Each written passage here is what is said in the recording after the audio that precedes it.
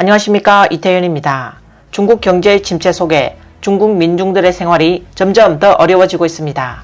중국인민은행의 데이터에 따르면 2024년 2월까지 중국 가계 저축이 19조 8,300억 위안, 한화약 3,767조 7천억 원에 달하며 역대 최고치를 기록했습니다. 이는 중국인의 소비 신뢰도가 최근 몇십 년 만에 가장 낮아졌다는 것을 보여주며 많은 중국인이 섣불리 소비하지 못하고 있다는 것을 보여줍니다. 피아노를 예로 들어보겠습니다. 중국에는 오랫동안 피아노가 중산층의 사회적 지위 상징이었습니다. 많은 부모가 아이들에게 피아노를 사주기 위해 큰돈을 쓰고 피아노 선생님에게 비싼 수업료를 지불하며 아이들에게 피아노를 가르쳤습니다. 하지만 지금은 중국의 피아노 판매량이 벼랑 끝으로 치닫는 등 피아노 제조사들이 줄줄이 도산하는 기현상이 벌어지고 있습니다. 이는 중국의 중산층이 어려움에 빠져 있음을 반영합니다. 한 네티즌이 웨이보에 글을 올려 피아노 공장 사장이 피아노 업계가 완전히 붕괴되었다고 말한 것을 전했습니다. 2023년에 절반의 피아노 공장이 폐업했으며 예전에는 5만에서 6만 위안, 한화약 950만원에서 1140만원에 팔리던 피아노가 올해는 5천 위안, 한화약 95만원에 내놔도 사려는 사람이 없다고 합니다. 한국 피아노는 1만 위안, 한화약 190만원에 4대를 살 수 있고 일본 피아노는 1만 위안에 2대를 살 수 있으며 야마하와 가와이 피아노의 가격이 반값으로 떨어졌는데도 사려는 사람이 없다고 합니다.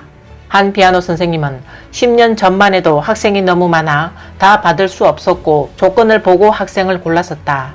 이제는 피아노를 배우는 아이들이 점점 줄어들고 대부분이 학생의 동생들이다. 내년에는 아마 실직할 것 같다고 말했습니다. 예전에는 수업에 엄격한 선생님이었지만 이제는 매일 학생과 학부모를 달래며 감정 노동을 하고 있으며 학생이 수업을 그만둘까봐 늘 조바심이 난다고 말했습니다. 앞의 네티즌은 또 이제 모두 탕핑하며 지맛바람도 그만두고 현실을 직시하게 되었다. 사실 설쳐도 소용없다고 강조했습니다. 피아노가 팔리지 않는다는 것은 중국 경제가 곤두박질 치면서 한때 부유했던 가정들도 이제는 재정적 어려움을 겪고 있으며 이 사회에서 희망을 잃고 있다는 것입니다. 중국 가정 재산의 70%가 부동산과 연계되어 있기 때문에 중국의 부동산 시장과 주식 시장이 하락할 때마다 중산층에게는 악몽과도 같습니다. 현재 집값이 대폭 하락하고 있으며 2023년 12월 중국의 70개 도시의 기존 평균 주택 가격이 2022년 대비 6.3% 하락했는데 이는 2021년 이후 최대 하락폭입니다. 중국의 집값이 얼마나 떨어졌는지 상해의 한 네티즌이 2024년 3월에 공개한 실제 상황을 보면 알 수 있습니다. 네티즌은 내가 상해 민항구 신庄 근처에 있는 1999년에 건축된 아파트를 2022년에 600만 위안, 한화약 11억 4천만 원에 내놓았다. 2022년 중반 560만 위안, 한화약 10억 6,400만 원을 제시한 사람이 있었으나 거절했다. 그 후 집값이 계속 하락해 2023년 10월에는 465만 위안, 한화약 8억 8,350만 원을 제시한 사람이 있었지만 그 사람이 2만 위안, 한화약 380만 원의 계약금을 낸 후 다음날 후회하며 거래를 취소했다.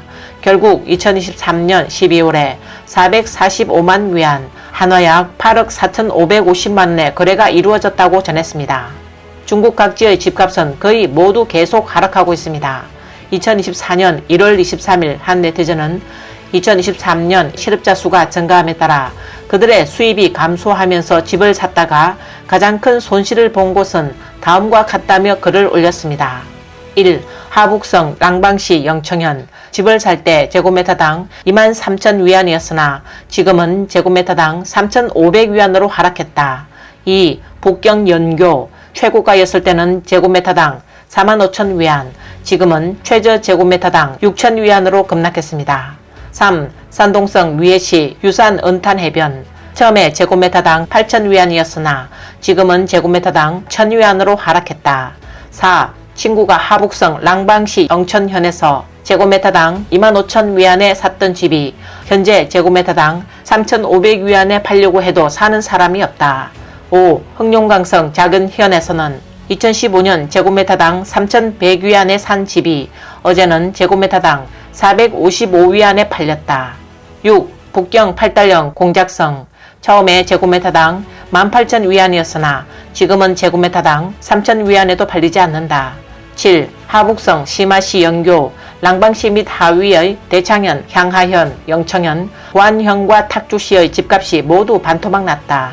8. 강소성 남경시 취평성의 집은 처음 제곱미터당 17,500위안이었으나 지금은 제곱미터당 6,400위안으로 하락했다. 게다가 집값이 계속 하락하고 있습니다. 하지만 한때 고가로 집을 산 사람들은 매달 여전히 높은 주택담보대출을 갚아야 합니다. 다음 몇 개의 동영상은 중국 민중의 보편적인 속마음을 잘 표현하고 있습니다. 저는 올해 35살이고 350만 위안의 주택담보대출을 갚고 있습니다. 2019년에 순간의 충동으로 대출을 받아 집을 샀는데 지금 매달 상환금이 약 1만 8천 위안입니다. 그중 1만 6천 위안은 이자입니다. 지금까지 3년 넘게 상환해왔지만 정말 더 이상 갚을 수가 없습니다. 대출금을 다 갚으려면 제가 65세가 될 때까지 갚아야 합니다. 집은 이미 1년 전에 받았지만 지금은 실내 장식할 돈도 없어서 살지도 못하고 있습니다. 2017년에 집을 산 사람들, 지금 어디 계시는가요? 아직 잘 지내고 계시는가요? 저는 7년 동안 100만 위안 이상을 갚았지만 아직도 170만 위안을 빚지고 있습니다. 정말 어떻게 해야 할지 모르겠습니다. 지금 집을 팔고 싶지만 팔리지 않을 것 같아요. 계속 제 귀에 대고 집을 사라고 잔소리를 해서 이제 집은 샀는데 빚만 남고 주머니는 텅 비어버렸어요. 그리고 또 3년 동안은 임대주택에 살아야 해요. 대출도 갚아야 하고요. 이게 당신이 원하던 생활인가요? 나한테는 전혀 원하지 않던 삶이에요. 이 사람들은 매달 막대한 주택담보대출을 상환해야 하는데 집값은 계속 하락하고 있습니다. 그들은 이 상황을 어떻게 대처해야 할까요? 2024년 7월 3일 상해 중금공사에서 일하던 30세 여성 정문호 씨가 투신 자살했습니다. 그녀는 절강대학 경제학부 금융학 석사로 매우 우수한 학업 성적을 거두고 졸업 후 중국 최대 투자은행에서 근무했습니다.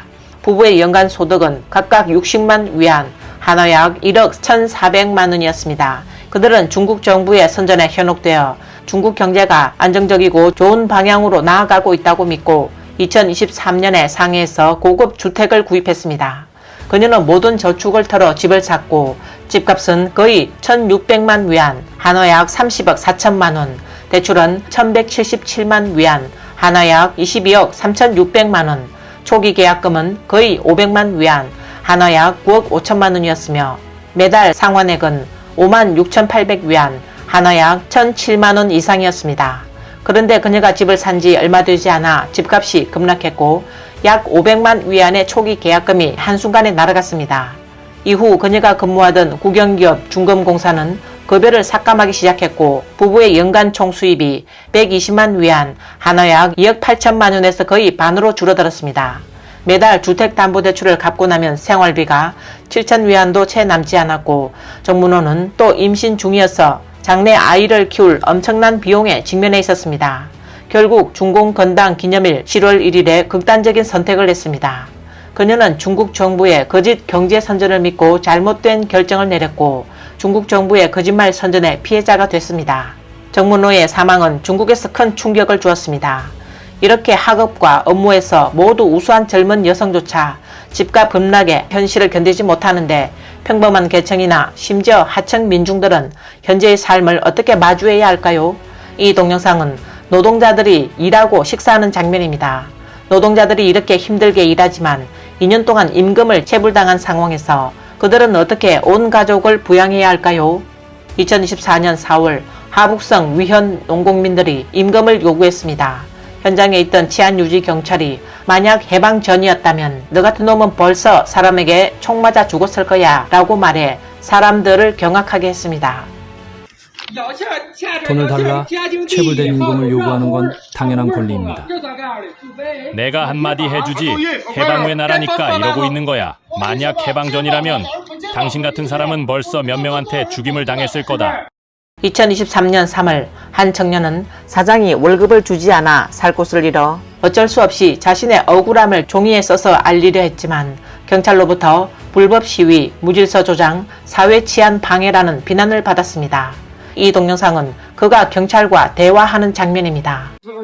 당신이 지금 하는 이것은 중국에서는 공공장소에서 시위하는 것인데 이는 허용되지 않는다는 것을 아시나요? 허용되지 않는다고요? 저는 지금 밥도 못 먹고 있어요. 사장님이 날 기숙사에서도 쫓아냈다고요. 모두 들었어요. 내가 물어보겠는데 당신의 이 노사 문제에 대해 노동국에 가본 적이 있나요? 가봤습니다. 가봤어요. 언제요? 6일이요. 6일에 노동국에 갔고 노동국에서는 뭐라고 했나요? 어떻게 처리하겠다고 했나요? 계속 기다리라고만 했어요. 지금 사장님이 저를 기숙사에서 나가라고 해서 저는 지금 살 곳도 없고 돈도 부족해요. 지금 당신은 핑계를 대고 있어요. 이 정도 월급이라면 손발 멀쩡한데 어떻게 배를 고른다는 거죠? 내 말이 틀렸나요? 사장님이 한 푼도 저에게 지급하지 않았어요. 노동국에서 기다리라고 했다면 분명 그들만의 절차와 시간이 있는 거겠죠. 맞지요? 절차라니 전에 거기서 일했던 동료가 있었는데 분쟁이 생긴 지 오래됐는데 아직도 임금을 받지 못했다고 하던데요. 각 사건, 각 사람의 상황이 다 다르잖아요. 그렇죠? 이 청년은 고된 일이라도 열심히 했지만 사장은 임금을 주지 않았습니다. 경찰은 청년에게 동정이나 이해의 말을 하지 않고 오히려 손발이 멀쩡한데 어떻게 밥을 굶을 수 있느냐라는 말만 할 뿐이었습니다. 중국 경제의 침체와 외국 자본의 지속적인 철수로 많은 공장이 폐업하고 대량의 젊은이들이 일자리를 찾지 못해 거리에서 방황하고 있습니다. 2024년 8월 13일 장쑤성 수저우시 쿤산시 중하원 안에서 한 청년이 무릎을 꿇고 고개를 무릎에 묻고 움직이지 않았습니다.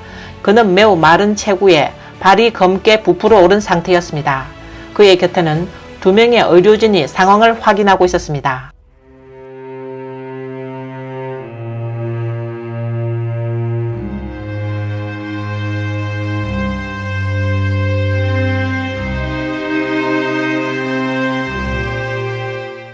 일부 네티즌들은 이 청년이 이미 사망했을 가능성이 있으며 부상과 굶주림이 원인이었을 것으로 추정했습니다. 네티즌들은 이렇게 식량이 넘쳐나는 시대에 굶어 죽는 사람이 있다니 이게 무슨 사회인가? 이건 사람을 잡아먹는 사회다. 21세기의 강국이라니 라며 탄식했습니다. 이것이 바로 중국의 현실입니다.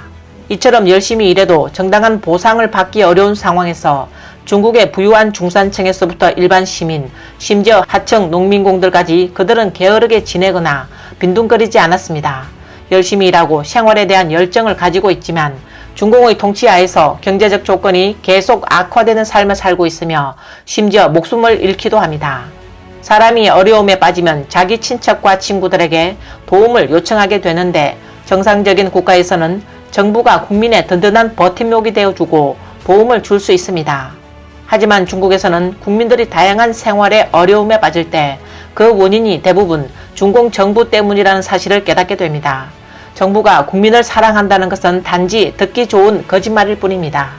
이 모든 것을 명확히 이해하고 본 중국인들은 이제 자신들의 입장을 가지게 됐습니다.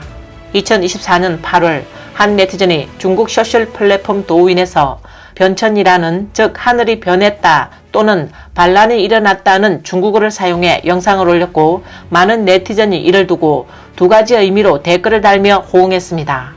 영상에는 의도적으로 산시성, 운성시, 하진시 지역이 변천했다. 더 이상 속일 수 없다. 모두 알게 됐다. 라는 댓글과 함께 검은 구름으로 뒤덮인 마을의 사진을 올렸습니다. 영상을 본 네티즌들은 자기 나름대로 산시성, 운성시, 하진시에서 반란이 일어났다고 이해했습니다. 사람들은 매우 활발하게 댓글을 남기며 언제 창업하지? 더 큰 영광을 만들어보자고 말했습니다. 어떤 사람들은 곳곳에서 이렇게 해야 한다고 의미심장하게 말했고 또 어떤 사람은 어디서 회합합니까? 알려주세요. 나는 다른 건 할 줄 몰라도 물건 나르는 건 할 수 있습니다. 중요한 건 800리 가속도로 빨리 해야 합니다. 라고 말했습니다. 어떤 사람은 천하에 호소했나요? 이것이 넓은 들을 태워버릴 작은 불씨인가요? 새 회사가 문을 열었나요? 라고 물었고 또 다른 사람은 일이 벌어졌나요? 화이팅! 이라고 격려했습니다. 어떤 사람은 곧 날이 밝을 거예요. 드디어 그날이 왔군요. 백성들이 정말 집결하고 있습니까? 라고 말하기도 했습니다. 또 어떤 사람은 동한 말기 황건적의 구호를 외치며 연도는 갑자, 천하 대길이라고 했습니다. 어떤 사람은 비밀리에 가입 신청합니다. 문명은 결국 어둠을 뚫고 나올 것이라고 말했고 또 어떤 사람은 이틈왕이 나타났나요? 라며 핵심 질문을 던지기도 했습니다. 여기서 이틈왕은 명나라 말기 반란을 이끌었던 이자성을 가리킵니다. 당시 이자성이 북경성에 입성한 후 명나라 황제 숭정제가 목을 매 자살하면서 명나라가 멸망했습니다. 민심을 얻는 자가 천하를 얻고 민심을 잃는 자는 천하를 잃는다는 말이 있습니다. 중공은 백성을 보호하기는커녕 오히려 백성을 착취하고 있습니다. 이제는 전 국민이 이토망을 부를 때가 되었습니다. 오늘 영상은 여기까지입니다. 시청해주셔서 감사합니다.